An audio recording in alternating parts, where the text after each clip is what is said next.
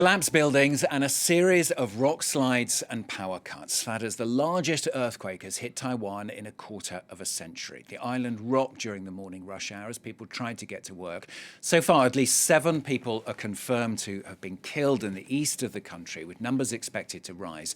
In the last hour or so, the Taiwanese government saying that they believe at least 711 people have been injured, with 77 people still trapped. The very latest for you now from Matthew Merry-Carachet.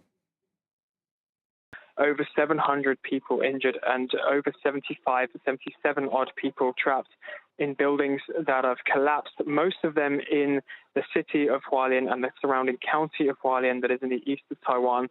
That was a city that is closest to the epicenter of this earthquake, the biggest earthquake that Taiwan has experienced in the last 25 years.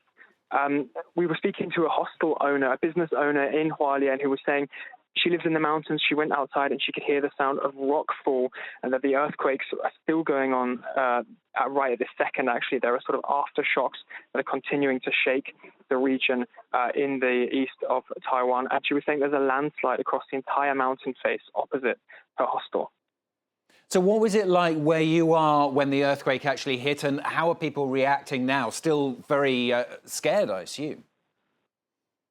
So I was in the southern city of Kaohsiung, which was not hit as strongly as other cities, not hit as strongly as Hualien, of course, which is right in the center of this, but also not hit as heavily as Taipei, where we've also seen some buildings that have collapsed. It felt in the south like a tremor, like a shake of the building that we were in. Uncomfortable, but not dangerous. But the people who are really going to be feeling it are those people in Hualien. Again, this person we spoke to said she's worried.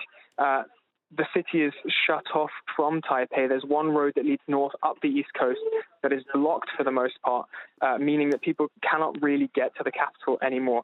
The Taiwanese government saying that they're increasing the number of flights and the number of ferries to get aid and to get help and support into Hualien, and even deploying the military now, the military first responders. They're trying to pick people out of the rubble.